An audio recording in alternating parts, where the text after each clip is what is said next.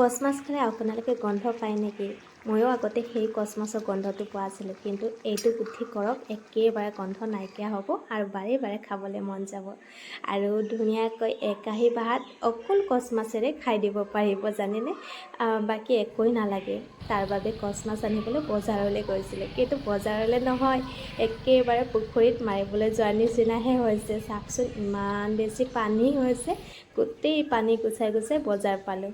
আৰু বজাৰ আহি মাছ ল'বলৈ আহিছোঁ, এনেকুৱা লাগিছে যেন মাছ কিনিবলৈ নহয়, মাৰিবলৈহে আহিছোঁ। প্ৰথমেই মাছ চাই লৈছোঁ কোনটো মাছ ভাল হ'ব, আৰু ইফালে চকুত পৰি গ'ল কচ মাছটোৱে।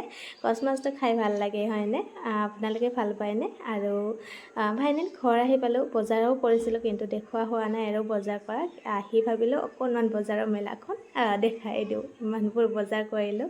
তাৰপিছত বজাৰখিনি সামৰি থৈ আকৌ ৰন্ধাৰ কাৰণে লাগি গৈছোঁ এতিয়া। এয়া মই আদা নহৰু, তাৰপিছতে পিঁয়াজ বিলাহী তেনেকৈ সকলোখিনি লৈ লৈছোঁ, আৰু বাকলিখিনি গুচাই লৈ ধুনীয়াকৈ ধুই পখালি এতিয়া এয়া লাইনতে অলপ সময় বইল কৰি ল'ম। বইল কৰি ল'লে ভাল হয়, খাবলৈ টেষ্ট এটা আহে। সেইকাৰণে অকণমান পানী দি সেইখিনি বইল হ'ব দিছোঁ, আৰু সেইখিনি বইল হয় মানে মই ইফালে ধুনীয়াকৈ মাছখিনি ধোৱা হৈ যাব। মাছখিনি ভালকৈ নোধোলে যে কিবা কিবি থাকে নহয়, আৰু কাটি দিয়েহে, তেনেকৈ চাফা কৰি নিদিয়ে ন, ভালকৈ ধুই ল'বই লাগিব।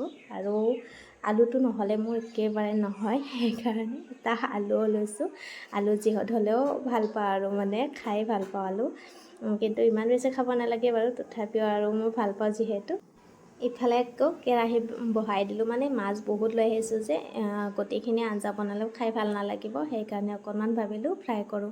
আৰু ফ্ৰাই কৰাতে ধুনীয়াকৈ কাশ্মীৰী মিৰ্চ, অকণমান হালধি আৰু নিমখ দি দিছোঁ।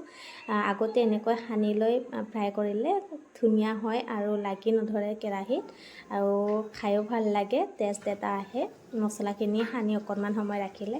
আৰু ইফালে মোৰ ফাইনেলি বইল হ'ল, এইখিনি উলিয়াই আকৌ সেইখিনি পানী চেঞ্জ কৰি আকৌ মই মাছখিনি বইল হ'বলৈ দিলোঁ অলপ সময়ৰ কাৰণে। আৰু ইফালে কেৰাহী গৰম হৈ গৈছে মাছ ভাজিবৰ কাৰণে। ইফালে মাছ পূৰা ধুনীয়াকৈ বহাই দিলোঁ, এপিচ এপিচকৈ গোটেইখিনি বহাই দিছোঁ। আৰু চাওক, ডাঙৰ মাছ আছিলে যে, ডাঙৰ মাছটো এনেকৈ কাটিলে ভাল লাগে হয়নে? এইখিনি মাছ খাই ভাল পাওঁ মই। বাকী চাওকচোন, কেৰাহীত লাগিয়ে ধৰা নাই। আৰু কচ মাছ সাধাৰণতে মোৰ লাগি ধৰে, সেইকাৰণে আজিকালি এটা বুদ্ধি শিকিছোঁ, মানে মছলা ধুনীয়াকৈ নিমখ চিমখ সানি ফ্ৰাই কৰিলে ধুনীয়া হয় আৰু লাগি নধৰে। ফাইনেলি মোৰ প্ৰথম মাছখিনি ভাজি হৈ গ'ল, উলিয়াই ল'লোঁ। আৰু এনেকৈ ভাজি মাছ পিঁয়াজৰ লগতো খাব ভাল লাগে, এনেই ভাতৰ লগত নহয়, এনেই খায়ো ভাল লাগে। এই চাওকচোন, একদম তেল চিটিকাৰ ভয়তে মই ওচৰত নাযাওঁ, তথাপিও চিটিকিলে উপায় নাই।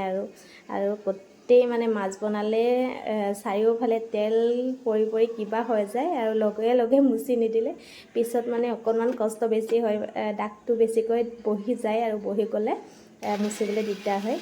ইফালে মোৰ বইল কৰা পিঁয়াজ, আদা, নহৰু, বিলাহী সকলোখিনি অকণমান মানে মিক্সিত মাৰি ল'লোঁ, আৰু ধুনীয়াকৈ এইখিনি হৈ গ'ল মাৰা। তাৰপিছতে ইফালে মাছখিনিও বইল হৈ গৈছে, এতিয়া উলিয়াই ল'ম।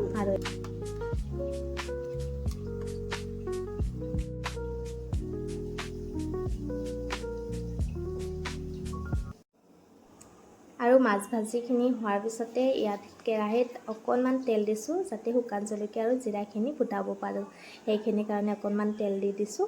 আৰু তাৰপাছতে মই ধুনীয়াকৈ যে এইখিনি মিক্সিত মাৰি লৈছিলোঁ, পিঁয়াজ, আদা, নহৰু, বিলাহী, সেইখিনিও দি ল'লোঁ।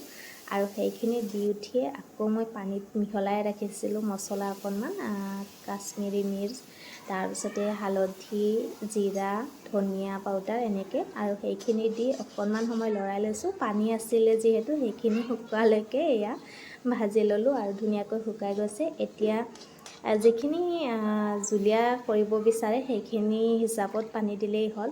মই ইমান বেছি জুলীয়াও নকৰোঁ আৰু একেবাৰে গোটাও নকৰোঁ, তেনেকৈ ৰাখিম ভাবিছোঁ। আৰু মাছখিনি একেবাৰে সাৱধানে দিবলগীয়া হয় জানেনে, কাৰণ বইল কৰি লোৱা আছে, আৰু তাতেই কচ মাছ অকণমান এনেই মানে লাৰিলেই ভাঙি যোৱাৰ নিচিনা হয়, ঢিলা বহুত বেছি।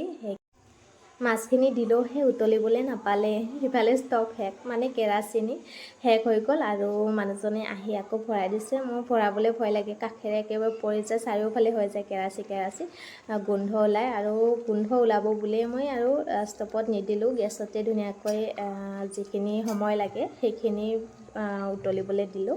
আৰু ইমান ধুনীয়াকৈ উতলি আছে আৰু দেখাতে কিমান ধুনীয়া হৈছে হয়নে, খাবলৈ ইমানেই বেছি টেষ্টি হয় এনেকৈ বনালে, বহুত বেছি ভাল লাগে। আৰু ফটাফট মানে দেৰি নকৰি ভাত একেবাৰে বাঢ়িবলৈ লৈছোঁ।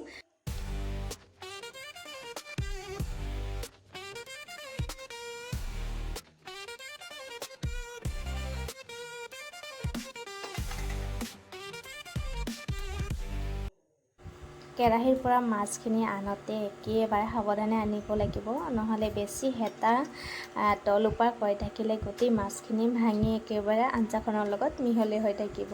আৰু ধুনীয়াকৈ সাৱধানে উলিয়াই লৈছোঁ আৰু ফাইনেলি মোৰ ভাত সাজ ৰেডি। আৰু ভাতৰ লগত মানে বেলেগ একো ফ্ৰাই কৰাৰ দৰকাৰে নাই বা ভাজি বনাবলৈ একো দৰকাৰ নাই, কেৱল কচ মাছেৰে আজিৰ ভাত সাজ। আৰু ইমানেই বেছি তৃপ্তি হয় মানে কি ক'ম, এবাৰ খালে বাৰে বাৰে খাবলৈ মন যায়। আজিৰ ভিডিঅ'টোৰ পৰা বিদায় লৈছোঁ, বাই বাই।